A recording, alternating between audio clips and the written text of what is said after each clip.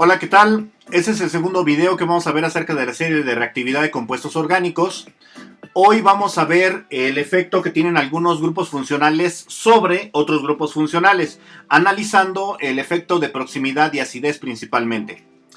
Y bueno, la reactividad puede ser descrita en función de la acidez que tienen algunos compuestos. Y entre más ácido o alcalino es un compuesto, pues tiende a reaccionar con mayor rapidez y eficiencia con otros compuestos que son de la especie opuesta. Es decir, un ácido reacciona con una base y viceversa. Gran cantidad de las reacciones en la química orgánica son de naturaleza ácido-base. De manera tal que entonces un grupo puede funcionar como ácido o como base y puede verse potenciado o puede ver reducida su actividad gracias a la presencia próxima de otros grupos similares u opuestos. Y bueno, entonces vamos a estudiar primero que nada lo que es un ácido y una base. La primera definición dada de ácido y de base es dada por Arrhenius, que dice que un ácido es un donador de protones. Y esto es, por ejemplo, el ejemplo clásico del ácido clorhídrico que al disociarse en agua genera los protones clásicos, que son iones hidrógenos cargados positivamente. Y define también a una base como aquella que es capaz de donar hidroxilos. Y entonces aquí tenemos el ejemplo clásico del hidróxido de sodio, que al disociarse en agua genera el ion OH, que va acompañado de una carga negativa. La siguiente definición viene dada por Bronsted y Lowry, donde ellos dicen nuevamente que un donador de protones es un ácido. Pero en este caso podemos mencionar que aquel que es en realidad capaz de protonar al agua, es decir, que es capaz de hacer que el agua se forme, tenga una estructura iónica, va a actuar como un ácido. Mientras que si cambian radicalmente lo que es el concepto de una base y dicen que una base es un aceptor de protones.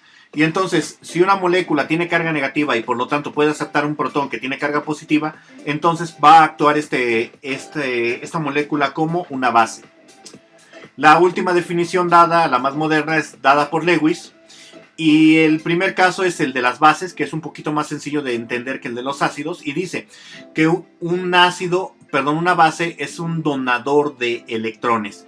Entonces, para que una molécula pueda actuar como base, tiene que poder donar electrones, y esos electrones normalmente provienen de los electrones de no enlace. Y en este caso, por ejemplo, el amoníaco, al reaccionar con el protón, lo neutraliza, bueno, lo adhiere así gracias a que el amoníaco tiene dos electrones de no enlace que atraen a este protón. Ahora, por otro lado, dice que los ácidos son aquellos que son aceptores de electrones. Entonces, por ejemplo, si tenemos este compuesto que no tiene ningún protón, no podría clasificarse con los casos anteriores como un ácido. Sin embargo, se comporta como tal. ¿Por qué? Porque cuando reacciona con el ion cloro, el cual tiene una carga negativa y por lo tanto tiene electrones extra, lo neutraliza, formando entonces este tipo de compuestos. Este tipo de compuestos solamente son posibles en presencia de iones cloro, bueno, algún ion de algún halógeno que tenga una carga negativa que sea capaz de ser retenida en este compuesto. Y entonces este tipo de compuestos nuevos desde el punto de vista de los ácidos, permiten más estudios en la química orgánica que las otras definiciones anteriores no permitían. Y bueno, gracias a esta nueva definición tenemos que algunos átomos, por ejemplo el del boro, que es de la misma familia del aluminio, más bien dicho, el aluminio pertenece a la familia del boro, que cuando se enlazan no forman el octeto. Entonces todos aquellos que no tengan un octeto bien definido van a aceptar electrones y por lo tanto se van a comportar como ácidos.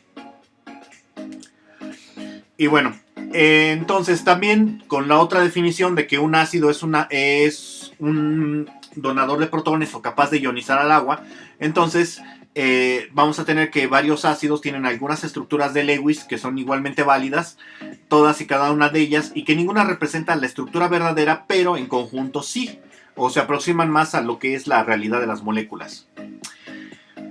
Dentro de esto habíamos visto al ácido acético, que ve potenciada su acidez gracias a la presencia de halógenos unidos a esta molécula. Por ejemplo, el ácido acético solito sería CH3COOH, su fórmula. Tiene un pK de 4.75 y habíamos mencionado que entre más pequeño, más más pequeño es el valor del pKa, la sustancia se vuelve más ácida. Entonces, por ejemplo, si sustituimos un hidrógeno por un flúor, el pKa se ve que desciende prácticamente en 2 unidades, bueno, 2.2 unidades. Entonces, esto hace que el ácido fluoroacético sea mucho más ácido que el ácido acético tal cual. Si lo cambiamos, en vez del hidrógeno ponemos un cloro, también vemos un descenso en el pKa, lo mismo con un bromo o con un yodo. Pero vemos lo siguiente: el más electronegativo de todos estos es el flúor, luego el cloro, luego el bromo y finalmente el menos electronegativo es el yodo. Y es el que tiene el menor efecto sobre el pKa. De tal manera que entonces entre más electronegativo es el halógeno que tiene el ácido acético unido a él, el descenso en el pKa es muchísimo mayor. Entonces, significa que la electronegatividad ayuda mucho a que los ácidos sean, pues, literalmente más ácidos. ¿Cómo funciona esto? Aquí tenemos una molécula que es el ácido acético. Aquí vemos los 3 hidrógenos del metil terminal y el oxígeno del grupo ceto, el carbono carboxilo, y el oxígeno y su hidrógeno del grupo alcohol. Entonces, vamos a ver algunas cosas detalladas.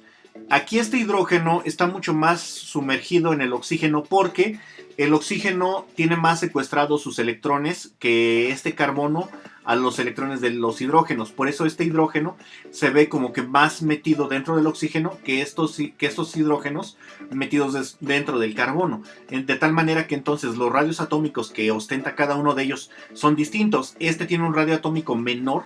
Bueno, radio iónico.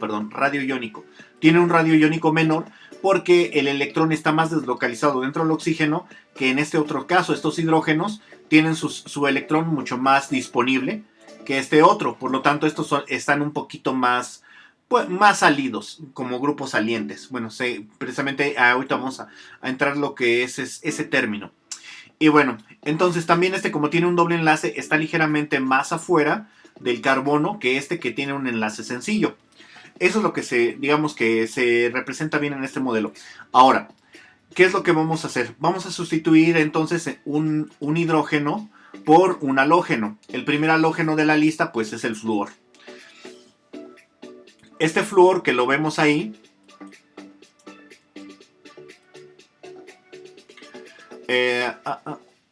vemos que, por ejemplo, así es como se vería el átomo de flúor, así.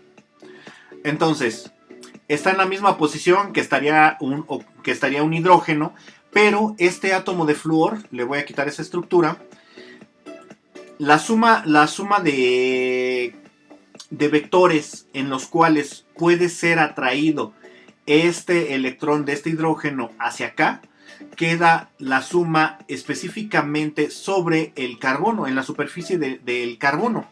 De tal manera que entonces es como si este carbono tuviera un efecto de atracción directamente sobre este hidrógeno. Entonces este hidrógeno pierde su electrón muchísimo más fácilmente y la posibilidad de recuperarlo es todavía menor gracias a que este flúor está aumentando la electroatracción hacia este lado.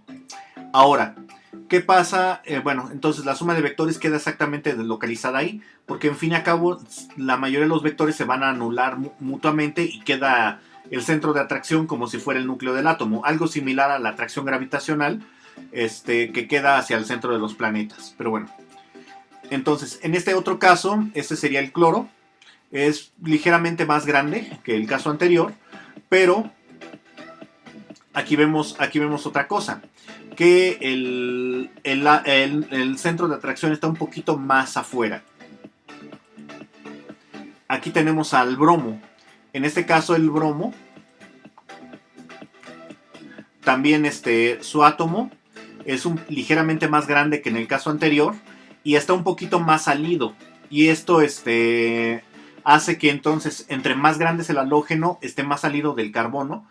Es menos electronegativo entonces también, y por lo tanto aquí vemos que la separación entre carbono y el halógeno es mayor. Por lo tanto, este halógeno puede salir muchísimo más fácil, y esto es a lo que se refiere como grupo saliente. Y también el centro de atracción de fuerzas, vemos que está prácticamente ya no sobre la superficie del carbono, sino que ya está ligeramente por afuera. Entonces esta atracción pues es menor porque estamos más alejados del hidrógeno. Y en el caso del yodo, pasa algo muy similar. En este caso también este grupo está más salido que los casos anteriores, y también la localización hace que esté más afuera que en los otros halógenos, y por lo tanto la atracción es menor. No se nota mucho el cambio, pero cuando comparamos, digamos que los dos extremos, ese es el del flúor y ese es el del yodo. Vemos cómo los átomos son prácticamente del mismo tamaño, tienen las mismas dimensiones, excepto el halógeno. Este halógeno, el flúor, está mucho más metido en el carbono que el yodo. Entonces, por lo tanto, el yodo es mucho mejor grupo saliente que el flúor, porque es más difícil arrancar algo que está más adentro que algo que está más afuera. Y bueno, entonces, continuando con esto,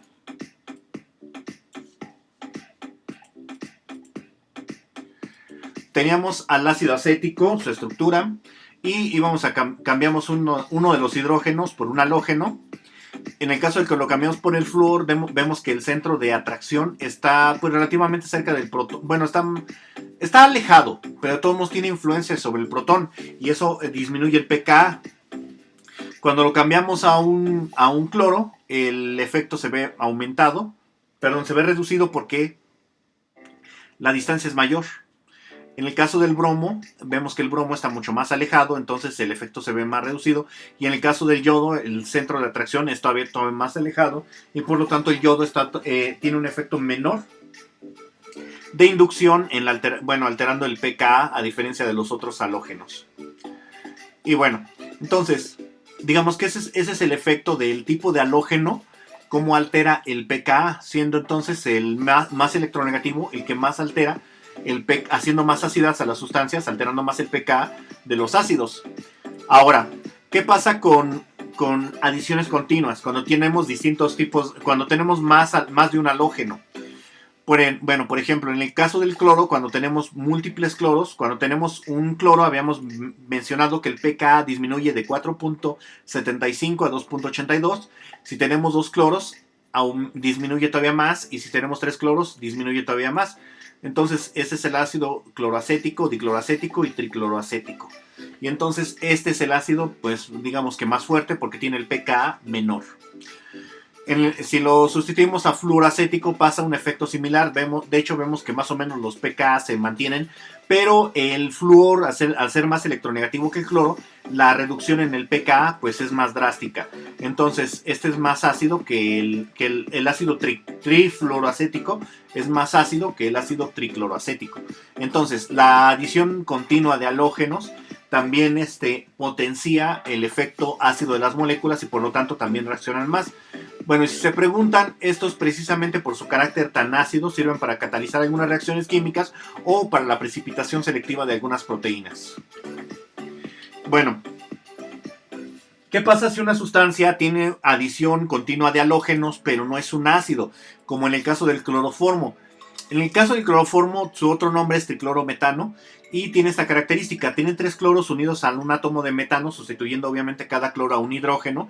Y entonces vemos que cada uno de estos cloros, al estar ejerciendo una atracción hacia el carbono, este carbono va a quedar, digamos que cargado positivamente.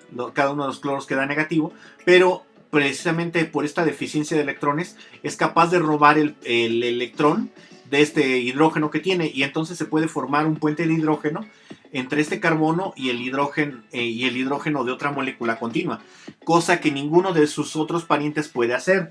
¿Cuáles son sus otros parientes? El clorometano, el diclorometano y el tetracloruro de carbono. De hecho, precisamente la formación de puentes de hidrógeno hace que el punto de fusión aumente drásticamente,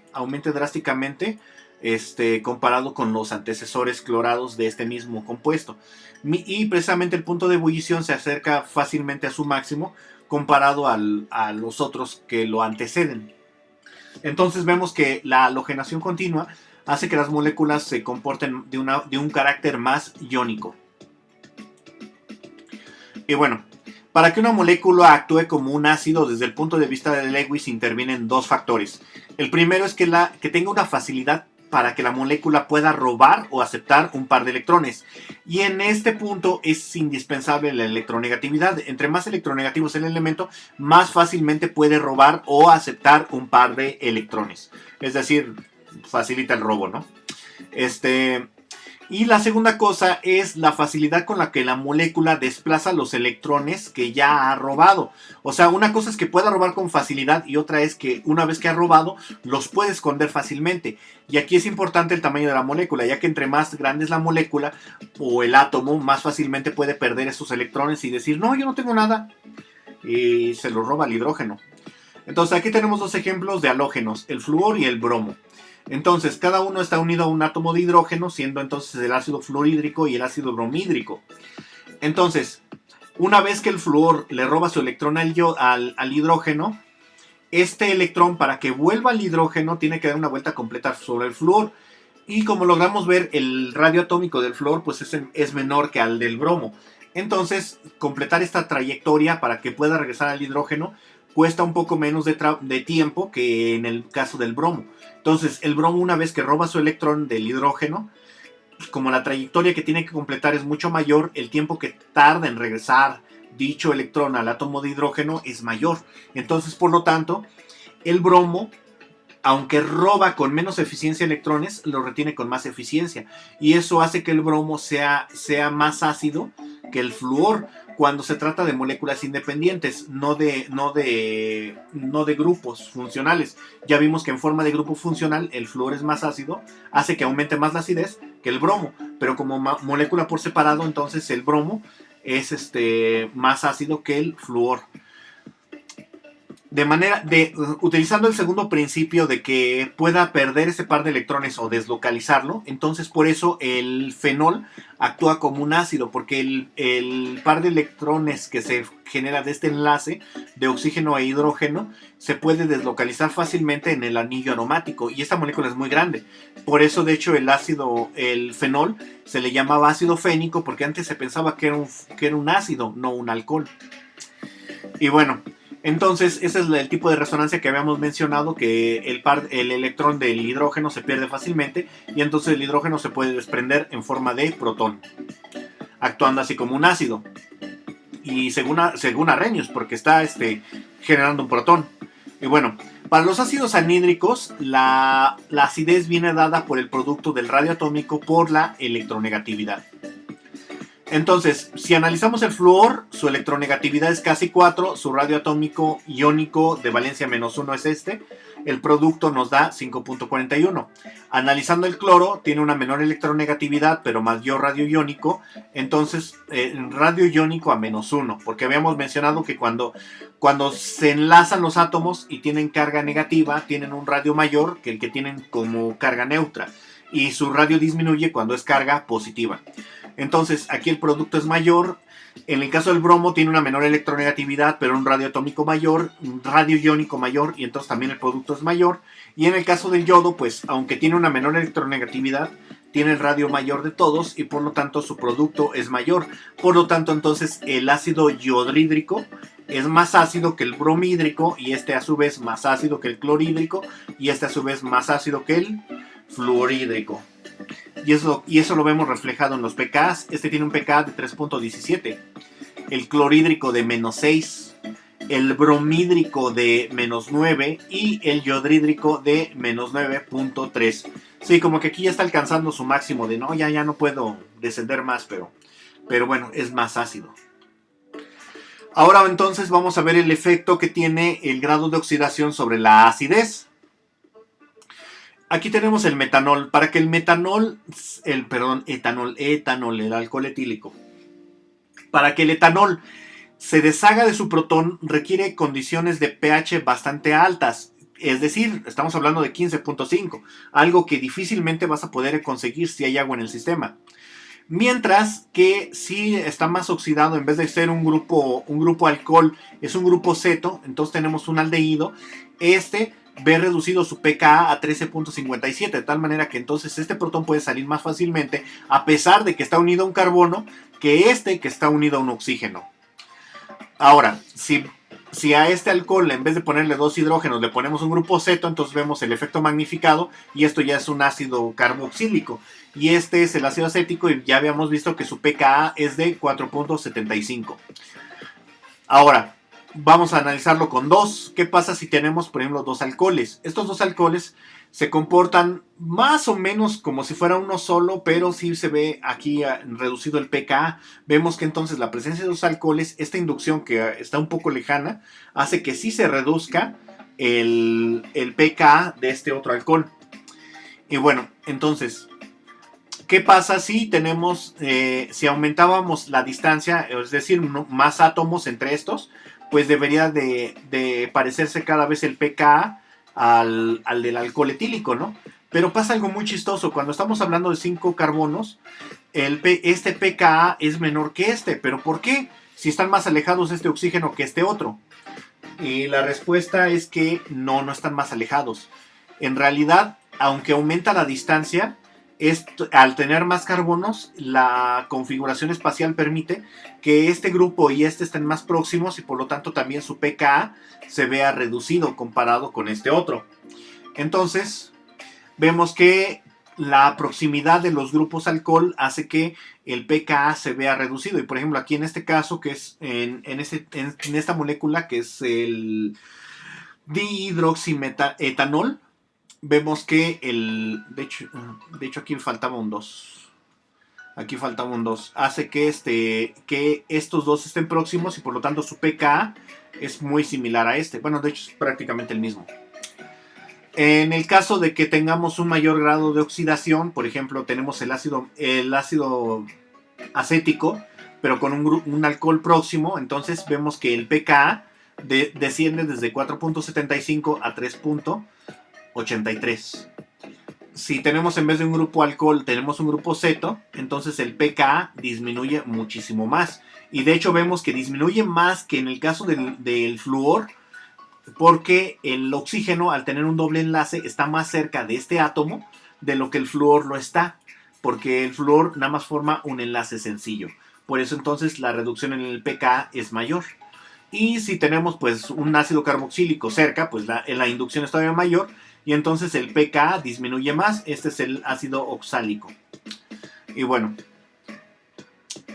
ya habíamos visto en la presentación anterior de la importancia de la formación de puentes de hidrógeno, pero precisamente esto también tiene que ver con la proximidad. En este caso, este puente de hidrógeno hace que este hidrógeno quede más expuesto y este no, de tal manera que el pK en el cual se desprende este hidrógeno sea de 1.9, y en este caso, aunque es la misma molécula, nada más que pasa de la forma cis a la forma trans, el pKa ya sea muchísimo más alto porque está igualmente expuesto que este otro. Y no hay ningún potenciador cerca. En este caso sí, los dos ácidos carboxílicos están cerca y vemos que precisamente este pKa, aunque este tiene 4 carbonos, como este ácido carboxílico y este otro están muy cerca en el espacio tridimensional, se parece mucho al comportamiento que tiene con el ácido oxálico, que es de 1.19, donde no pueden estar más cerca dos grupos funcionales. Y aquí pasa exactamente lo mismo. Bueno, no desciende tanto, pero sí están muy próximos. Y bueno, entonces, mientras más alejados estén los grupos electroatractores o electrodonadores del hidrógeno ácido, menor es el efecto que tienen sobre la contribución. Entonces, así vemos que, por ejemplo, el ácido oxálico tiene este pKa. Si los alejamos poniendo un metil en medio, entonces el pKa aumenta. Si ponemos un etil, aumenta más. Y si ponemos un etil, pues aumenta si ponemos un propil, pues aumenta todavía más. Pero no llega a ser el del ácido acético solito, que es de 4.75. Y bueno, ya nada más para terminar, si ponemos aquí un butil, que es con 4 carbonos, pues aumenta más el pKa, pareciéndose cada vez más al del ácido acético. Y bueno, también vamos a ver el efecto del grado de oxidación en otros compuestos, no solamente para el 2 carbonos, para 3. Por ejemplo, tenemos el ácido propanoico, que tiene este pKa de 4.88.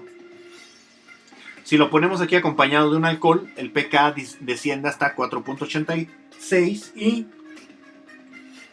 Si lo ponemos aquí en vez de un grupo alcohol, un grupo ceto, el pKa disminuye más precisamente por la proximidad. Y vemos que este pKa de 2.5 se parece muchísimo al que teníamos aquí de 2.13, porque precisamente tenemos esto, un grupo ácido y al lado un grupo ceto. Y es lo que estamos viendo precisamente en ese compuesto. Un grupo alcohol y un grupo ceto. Y ese se parece también al otro caso, de un grupo ácido y un grupo alcohol. Ahora, esto tiene mucha importancia tanto bioquímica como orgánica, bueno, en la química orgánica. Desde el punto de vista bioquímico, el ácido pirúvico es el que se produce como producto de degradación de la glucosa en la glicólisis. Sin embargo, por ejemplo, las células cancerosas lo pasan a ácido láctico precisamente por este pKa, ya que al pH fisiológico se encuentra completamente desprotonado, es decir, este protón se pierde, y entonces el ácido pirúvico no sale de la célula tan fácilmente como este otro, que al pH fisiológico se encuentra más protonado, es decir, este protón está ahí pegado y por lo tanto es más soluble en grasa que este otro, que ya tiene una carga negativa. Por eso las células cancerosas que no les gusta respirar prefieren eliminar el ácido láctico que producen, precisamente transformando el ácido pirúvico en ácido láctico, y lo eliminan y lo bombean a la sangre. Por eso muchos tipos de cáncer producen mucho la lactato deshidrogenasa, que es la que lleva a cabo esta reacción. Ahora, vamos a ver el efecto del impedimento estérico. Aquí vemos la metilamina. Tiene un pK de 10.6. La otra molécula que tenemos aquí es dimetilamina y su pKa es prácticamente el mismo. Sin embargo, cuando aumentamos un metil más, el pKa disminuye. ¿Por qué? Porque resulta que de cierta manera en el espacio tridimensional este par de electrones de no enlace del hidrógeno, habíamos visto que este compuesto tiende a formar una pirámide en el espacio. Entonces este par de electrones está orientado exactamente en direcciones opuestas a las del metil y a la de los hidrógenos. Pero resulta que aunque esto esté formando una pirámide, aquí este par de electrones ya no está disponible. Y por lo tanto, al no poder cederse tan fácil este par de electrones, esto se hace más ácido de lo que ya era. Bueno, se considera una base porque dona un par de electrones, según Lewis. Pero al no poder donar ese par de electrones, pues se parece más a un ácido. Y entonces por eso el pKa disminuye. Y esto también lo vemos de otra manera. Aquí tenemos nuevamente el ácido acético. Este es el aminoácido glicina, pero esta parte es el ácido acético. Pero si a este ácido acético le ponemos un amino cerca, vemos que disminuye el pKa del ácido carboxílico aquí de 4.7 a 2.4. Reduce bastante. ¿Por qué? Porque nuevamente este grupo funciona como un elemento atractor. Y esto es prácticamente independiente de los metiles, etiles, propiles que tengamos aquí en esta otra cadena.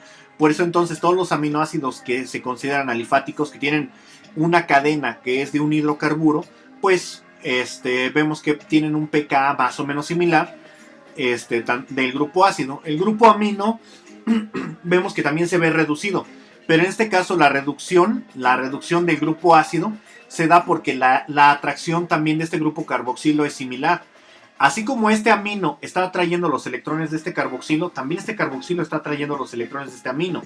Entonces estos electrones se pueden perder más fácilmente hacia acá y por lo tanto el aminoácido tiene un pKa menor que el de la etilamina, que sería de 10.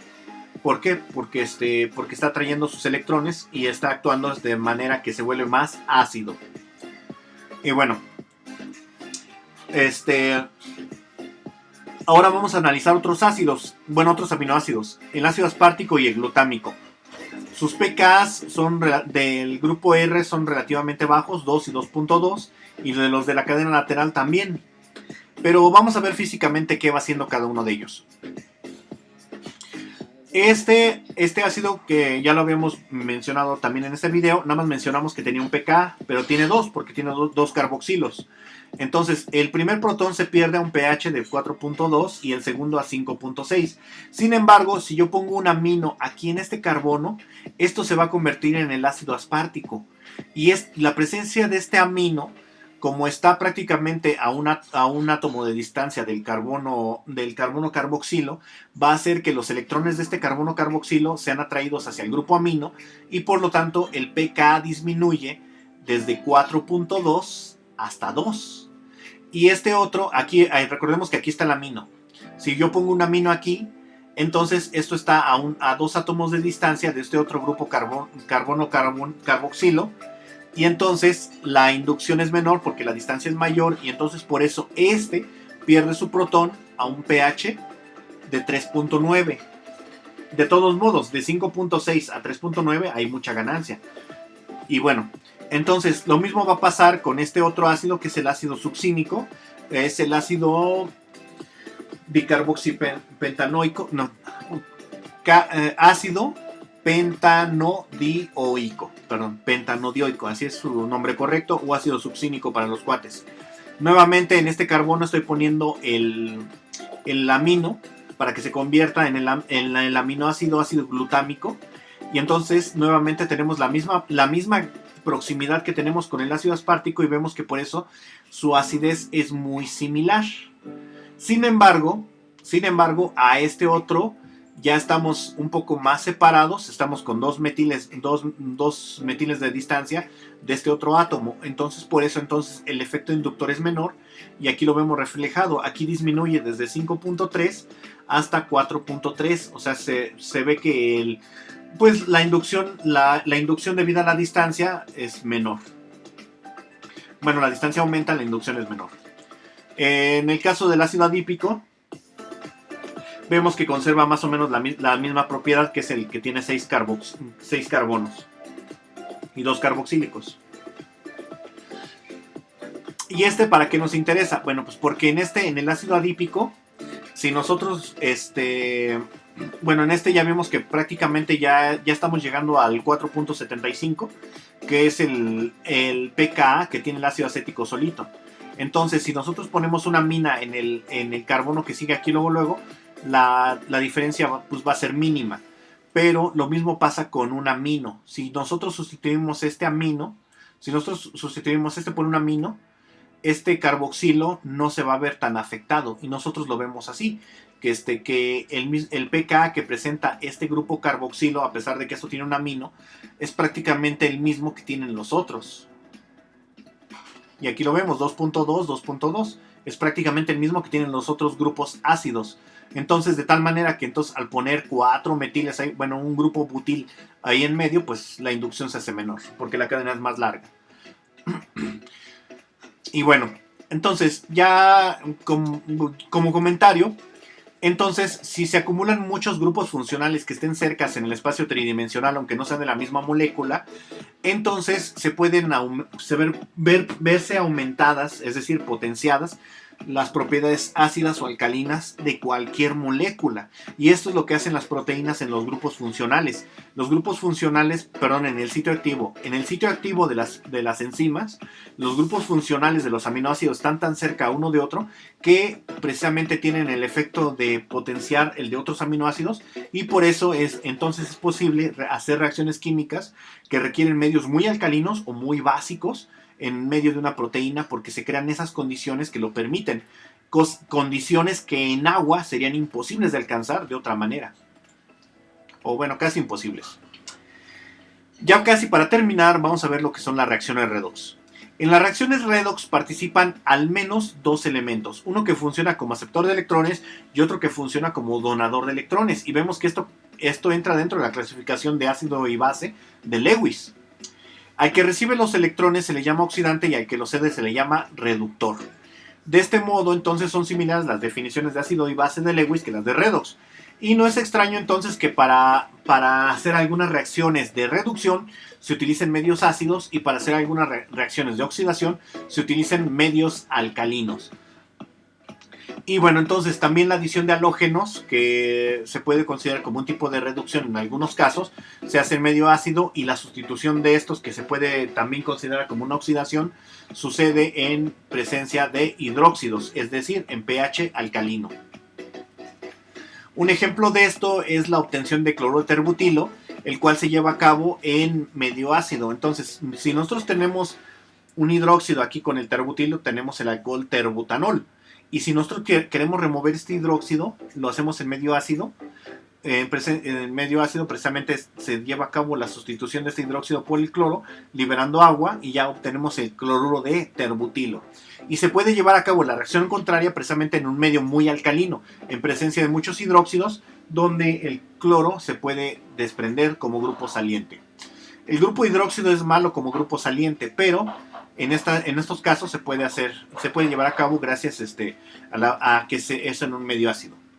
Y bueno, las reacciones de ácido y base y de redox se aplican para la mayoría de los grupos funcionales, y gran parte de las reacciones de una u otra entran en alguna otra categoría de cierta forma. Sin embargo, no se puede hacer un estudio general que abarque todos los temas, sino que se tiene que analizar cada reacción de manera particular, porque algunas sí presentan detalles especiales que no están presentes en otras. Entonces, no es bueno generalizar en las reacciones, aunque sí se pueden clasificar de cierto modo.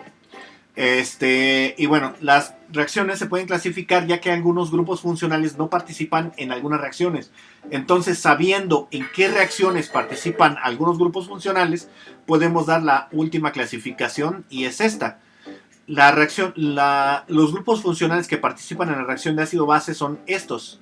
Los que participan en la oxidorreducción son estos otros. En la adición electrofílica son estos. Sustitución electrofílica, sustitución nucleofílica, eliminación y de condensación aldólica. Pero estos son temas de otros videos, porque como les acabo de mencionar, se tiene que analizar cada caso por separado, porque no se puede generalizar. Pero esa es una manera muy a grosso modo de clasificarlos de manera sencilla. Y bueno, eso es todo por el momento. Muchas gracias y hasta la próxima.